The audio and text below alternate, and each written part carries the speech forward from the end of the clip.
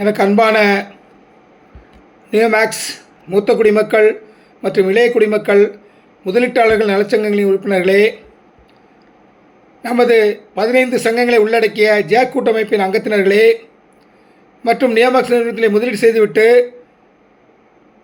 பொருளாதார குற்றப்பிரிவு அலுவலகத்தில் புகார் அளித்துவிட்டு எப்பொழுது தீர்வு கிடைக்குமோ என்று எந்த சங்கத்திலும் சேராமல் இருக்கும் முதலீட்டாளர்களே, உங்கள் அத்தனை பேருக்கும் சுந்தர் தியாகராஜனின் இனிமையான இரவு வணக்கங்கள்.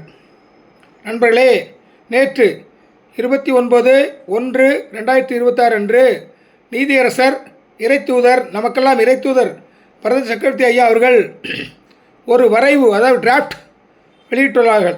ஏலம் குறித்த ஒரு டிராஃப்ட். அந்த டிராஃப்டை உன்னிப்பாக கவனித்தால் நமக்கு அநேக சந்தேகங்கள் நிவர்த்தியாகும். நம்ம சந்தேகம் ஒன்று, பாதிக்கப்பட்ட முதலீட்டாளர்கள் இந்த ஏலத்தில் பங்கு பெறலாமா முடியாதா? அப்படி பங்கு பெறும் பட்சத்தில் புகார் அளித்திருக்க வேண்டுமா இல்லை புகார் அளிக்காதவர்கள் கலந்து கொள்ளலாமா? அடுத்து முன்மனத்தொகை கட்ட வேண்டுமா வேண்டாமா? அடுத்து ஏலம் எடுத்த பின்பு நாம் ஏலத்தொகையை நமது பாண்டை கொடுத்து ஈடுகட்டலாமா என்பது போன்ற சந்தேகங்களுக்கு அவருடைய டிராஃப்டை முழுசாக படித்தாதான் புரியும். நம்மளாம் முழுசாக படிக்காமல் நம்மளே கற்பனை பண்ணி நம்ம சில முடிவுகளை எடுத்து வச்சுருக்கிறோம். நான் அந்த டிராஃப்டை இப்போ ஃபுல்லாக படிக்கிறேன், கேளுங்க, பொறுமையாக நீங்களும் கேளுங்க. எனக்கு வாசிக்கிறதுல கொஞ்சம் திக்கலாம், ஏன்னா கொஞ்சம் உடல்நிலை சரியில்லை, இப்போ தான் கொஞ்சம் தொண்டை கொஞ்சம் சரியாயிட்டு வருது. இருந்தாலும் அதை அப்படி படிக்கிறேன், நல்லா உள்வாங்கிங்க. இந்த காப்பியை நாங்கள் அப்படியே பிடிஎஃபாக மாற்றி நம்ம குரூப்லேயும் போடுவோம். நீங்கள் பொறுமையாக பார்த்துக்கலாம். இப்போ நான் முக்கியமான அம்சங்களை முதல்ல எல்லாம் கோத்ரூ பண்ணிடுறேன், அதுக்கப்புறம் முக்கியமான விஷயங்களை நான் சொல்கிறேன். இப்போ அவருடைய டிராஃப்ட் என்னென்னா, அசையும் மற்றும் அசையா சொத்துக்களின் ஏல விற்பனை அறிவிப்பு. பாயிண்ட் நம்பர் 1, இந்த ஏலமானது சென்னை உயர்நீதிமன்ற மதுரை கிளையின் CRLOP (MDனா மதுரை) நம்பர்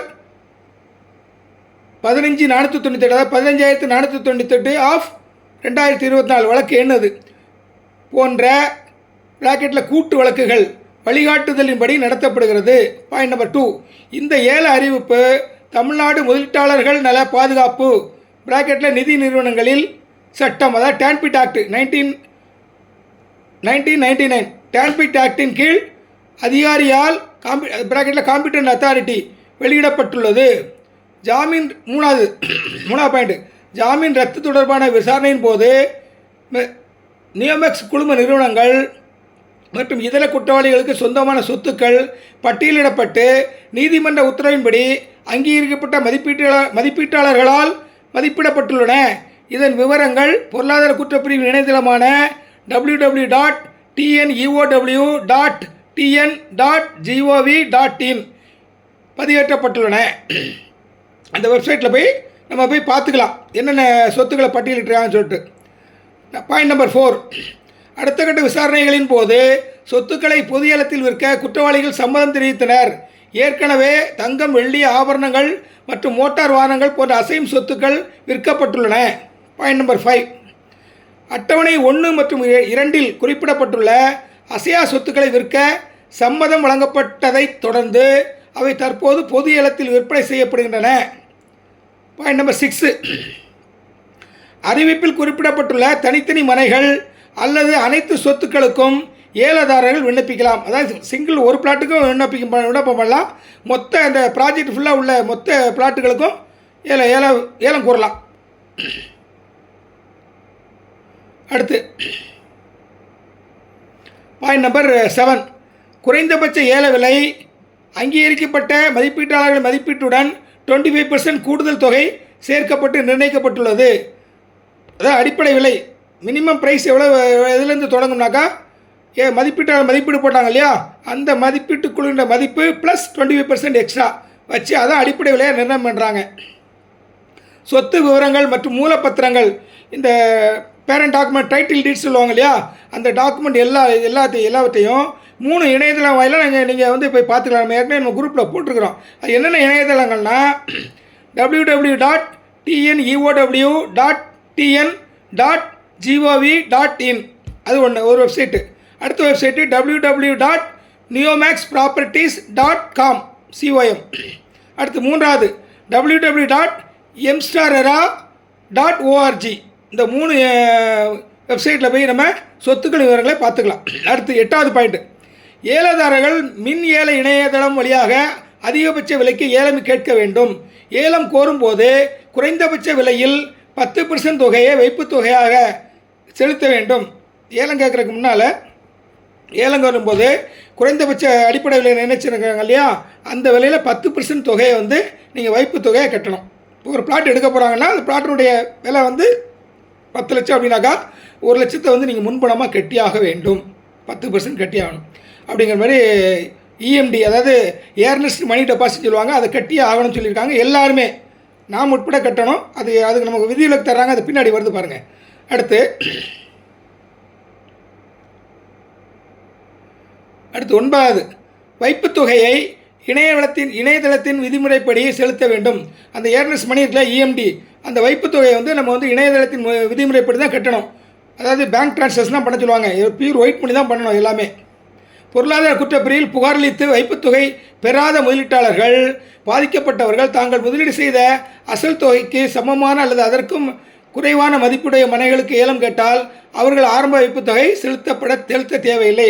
அதாவது ஒருத்தர் வந்து 10 லட்சம் பாண்டு வச்சுருக்காருன்னா அவர் வந்து 10 லட்சத்துக்கு கீழேயோ இல்லை 10 லட்சத்துக்கு ஈக்குவலான மனையை வந்து ஏலம் எடுக்க போகிறாருன்னா அவருக்கு வந்து 10% இஎம்டி வைப்புத் தொகை கட்ட தேவையில்லை. நல்லா கேட்டுங்க.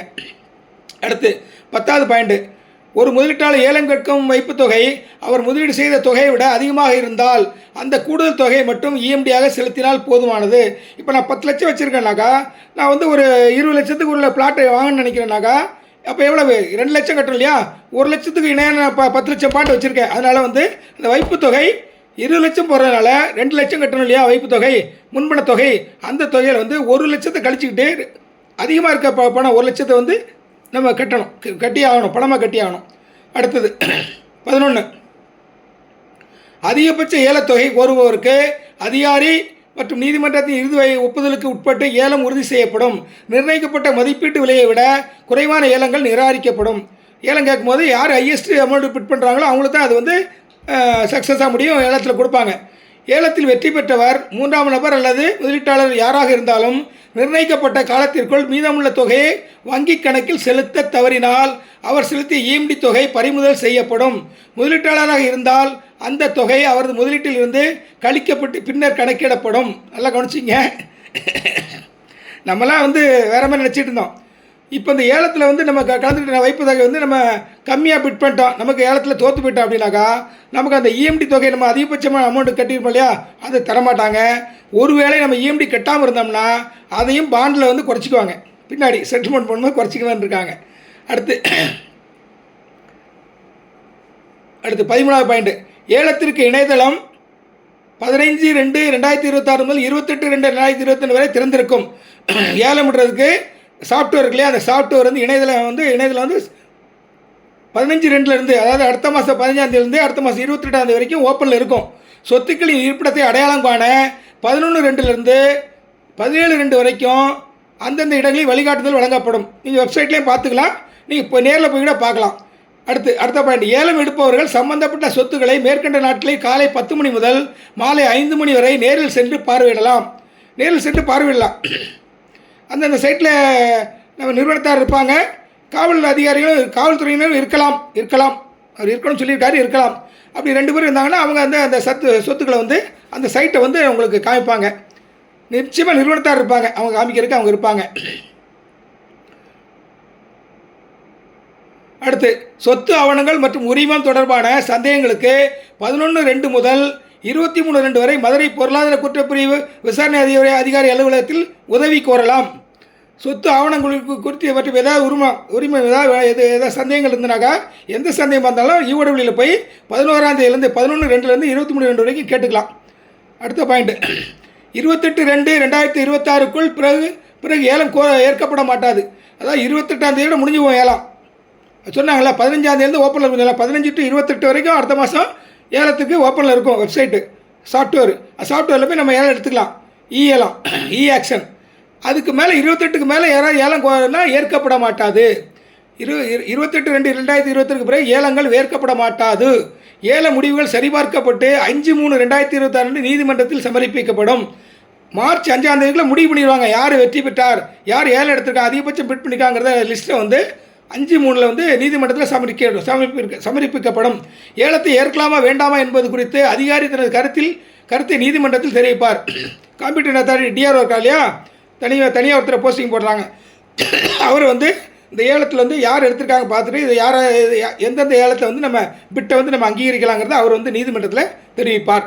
அடுத்து நீதிமன்றம் ஏலத்தை ஆய்வு செய்து அன்றைக்கே உத்தரவு பிறப்பிக்கும். அதன் பிறகு 10/3/2026 அன்று வெற்றி பெற்ற ஏலதாரர்களின் பெயர், ஏலத்தொகை மற்றும் செலுத்த வேண்டிய மீதத்தொகை விவரங்கள் www.tneow.tn.gov.in இணையதளத்தில் வெளியிடப்படும். EOW வெப்சைட்டில் யார் வெற்றி பெற்றாங்க, எவ்வளோ ஏலத்துக்கு எடுத்திருக்காங்கிறது எல்லாமே டிரான்ஸ்பரண்ட்டாக அந்த EOW வெப்சைட்டில் பதிவேற்றம் செய்யப்படும். அடுத்த பாயிண்ட், வெற்றி பெற்ற ஏலதாரர்கள், இது முக்கியமான பாயிண்ட், வெற்றி பெற்ற ஏலதாரர்கள் 20/3/2026க்குள் முழு தொகையும் செலுத்த வேண்டும். நல்லா கேட்டுங்க, யாராவது ஏலம் எடுத்தாங்கன்னா 20/3/2026 முழு தொகையை செலுத்திடணும். அடுத்து பாருங்க, முக்கியமான பாயிண்ட், EMD செலுத்தாமல் பங்கேற்ற முதலீட்டாளர்கள், அதாவது பாதிக்கப்பட்டவர்கள், EMD செலுத்தாமல் ஏலம் எடுக்கிறாங்களா நம்ம விக்டிம்ஸ் பாதிக்கப்பட்டவர்கள், அவர்களும் ஏலத்தொகை முழுவதையும், நல்லா கவனிச்சிங்க, இதை 18வது பாயிண்ட். இது 18வது பாயிண்டில் மிக மிக முக்கியமானது, EMD செலுத்தாமல் பங்கேற்ற முதலீட்டாளர்கள், அதாவது விக்டிம் பாதிக்கப்பட்டவர்கள் ஏலத்தொகை முழுவதையும் செலுத்த வேண்டும் என்பது தெளிவுபடுத்தப்படுகிறது. நம்ம வந்து பாண்ட் அட்ஜஸ்ட் பண்ண முடியாது. ஏங்கிறத நான் பின்னாடி விவரமாக சொல்கிறேன். அடுத்து 19வது பாயிண்ட், வெற்றி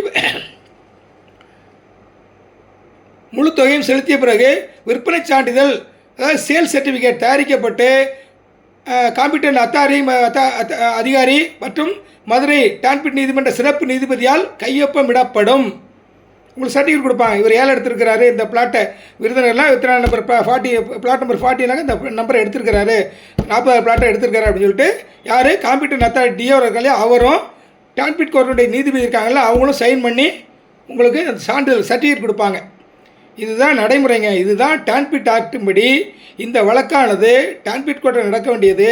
இப்பொழுது நமக்காக அனுப்பப்பட்ட இறை தூதர் வரதட்சணை அவர்களிடம் வந்த பெயில் கேன்சலேஷன் வழக்கை இவ்வளோ தூரம் முன்னெடுத்து கொண்டு போய் அவர் நமக்கு ஏதாவது தர வேண்டும் என்று நினைக்கிறார்.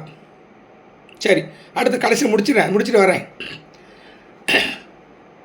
5/4/2026க்குள் விற்பனை சான்றிதழ் மற்றும் சொத்து சுவாதீனம் ஏலதாரரிடமிருந்து ஒப்படைக்கப்படும். இதற்கு பிறகு அந்த சொத்தின் மீது சம்பந்தப்பட்ட நிறுவனத்திற்கோ அமலாக்கத்துறைக்கோ அல்லது வருமான வரித்துறைக்கோ எந்தவித உரிமையும் இருக்காது. 5/4க்கு அப்புறம் உங்களுக்கு சர்டிஃபிகேட் கொடுத்ததுக்கப்புறம் அந்த நீங்கள் ஏலம் எடுத்த சொத்துக்கள் மீது யாரும் உரிமை கோர முடியாது. அது யாராக இருந்தாலும் சரி, நிறுவனமாக இருந்தாலும் சரி, ஈடியாக இருந்தாலும் சரி, அமலாக்கத்துறை யாருமே, அது வருமான வரித்துறையாக இருந்தாலும் யாருமே வந்து உரிமை கோர முடியாது. அடுத்து முக்கிய குறிப்பு, இந்த அறிவிப்பில் ஏதேனும் சந்தேகம் இருந்தால் அல்லது குறிப்பிட்ட மனையின் விவரங்களை அறிய விரும்பினால் பொருளாதார குற்றப்பிரிவு இணையதளத்தை நேரடியாக பார்வையிடுவோம். இந்த ஏலத்தில் நீங்கள் பங்கு பெற விரும்புகிறீர்களா அல்லது குறிப்பிட்ட சொத்து விவரங்கள் குறித்து ஏதும் தகவல் வேண்டுமா, நீங்கள் அந்த இணையதளத்தை பார்த்துக்கலாம். மக்களே, இப்போ நல்ல ஒரு இதாக தெரிஞ்சிருப்பீங்க. நாமெல்லாம் வந்து என்ன கேட்டோம், ஐயா எங்களுக்கு ஏலத்தில் நாங்கள் பங்கு பெறதுக்கு எனக்கு உரிமை கொடுங்கன்னு கேட்டோம்.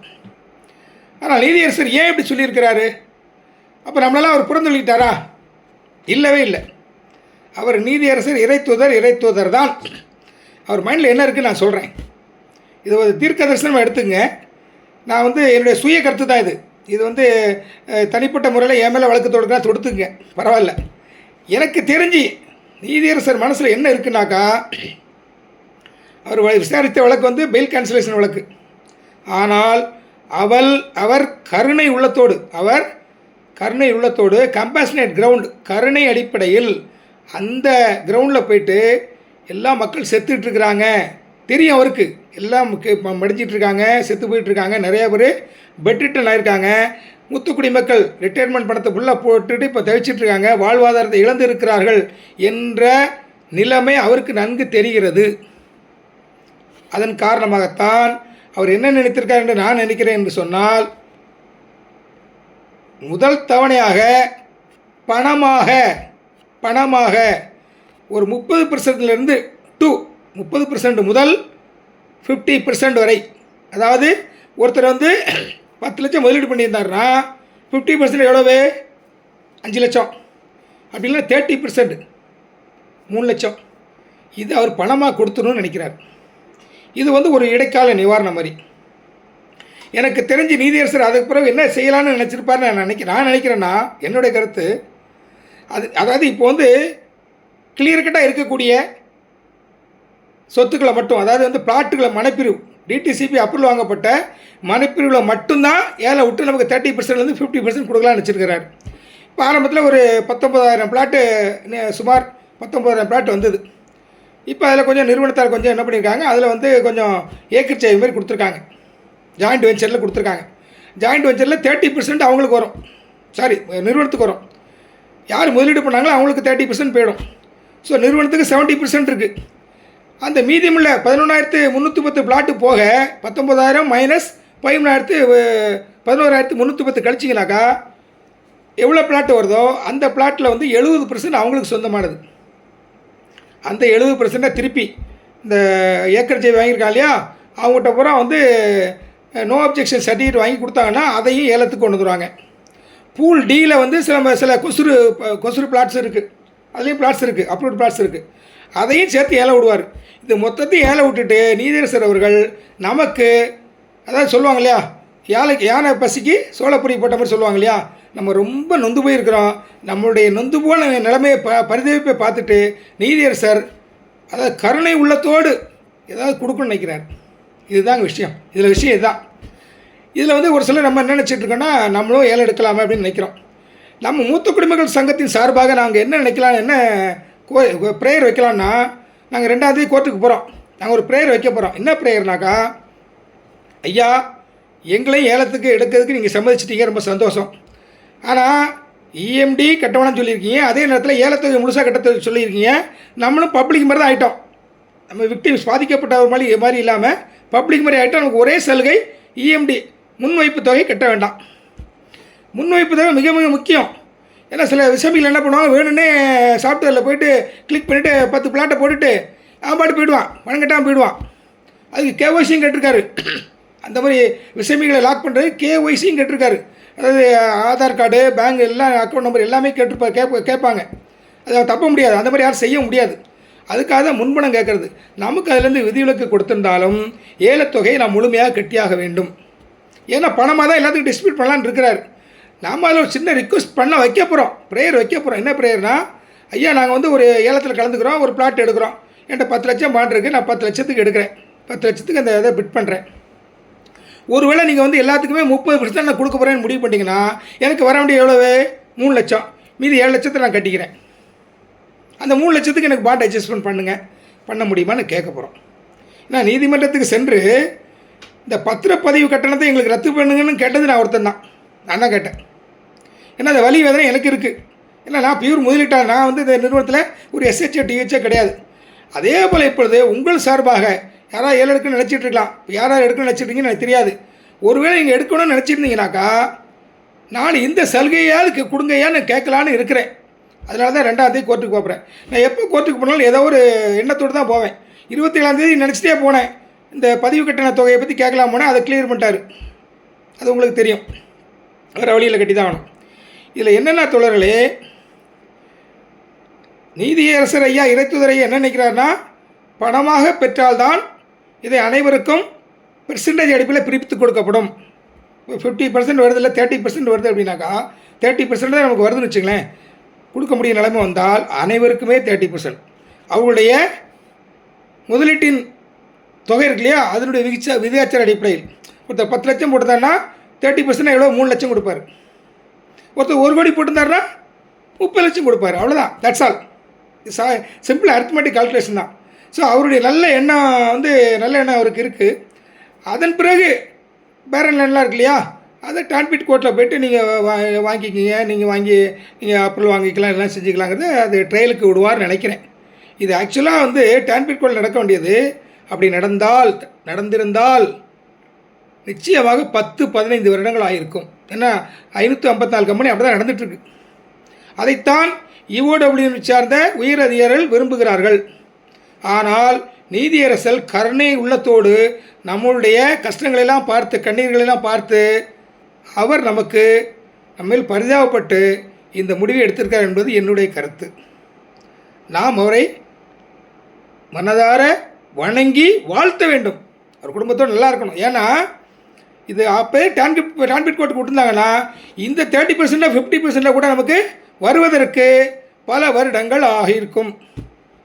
ஆக இது ஒரு நல்ல ஏற்பாடு தான். இது நம்ம வரவேற்றே ஆக வேண்டும். அனைவருக்கும் பணம். ஏன்னா சொத்துக்களை நம்ம என்ன பண்ண முடியாது, விகிதாச்சார அடிப்படையில் பிரிக்க முடியாது. 10% அப்படின்னாக்கா பிரிக்க முடியாது. அதுக்கு தான் நான் ஒரு ஐடியா சொல்லியிருக்கிறேன். அந்த ஐடியா ஐயா ஏற்றுக்கிட்டாருன்னா ஓகே. ஏன்னா அதில் 10 லட்சம் நான் போட்டிருக்கேன். 10 லட்சத்துக்கு இணையான ஒரு இதை பிட் பண்ணிட்டேன், ஒரு ப்ளாட்டை பிட் பண்ணிட்டேன். எல்லாம் ஏழெல்லாம் முடிஞ்சு கணக்கு பண்ணும்போது எனக்கு 3 லட்சம் தான் தரவன்றிருக்கு கொடுக்குறாங்க, செட்டில்மெண்ட்டுக்கு தராங்க அப்படின்னாக்கா, அப்போ நான் என்ன பண்ண மீதி 7 லட்சத்துக்கு கட்டினா போதுமா, 3 லட்சத்தை நீங்கள் கழிச்சிக்கிட்டு நீங்கள் பாண்டாவை கொடுத்துடலாமா அப்படின்னு கேட்கலான் இருக்கேன். ஓகேயா? அவங்களுக்கு தரணும், அவங்க நமக்கு 3 லட்சம் தரணும் இல்லையா? அதுக்கு பதிலாக நான் 7 லட்சத்துக்கு கட்டிடுறேன், 3 லட்சத்துக்கு கழிச்சிங்க. நான் 10 லட்சம் கட்டணும்ல, 10 லட்சம் கட்டுறதுக்கு பதிலாக நீங்கள் தர வேண்டிய 3 லட்சத்தை கழிச்சிக்கிட்டு 7 லட்சம் மட்டும் கட்டினா போதுமா அப்படின்னு நான் கேட்கலான்னு இருக்கிறேன். அதுக்கு கொஞ்சம் காலம் எடுக்கும். அது அவர் தராரு என்னன்னு பார்ப்போம். நன்றி தோழர்களே, நன்றி நன்றி நன்றி.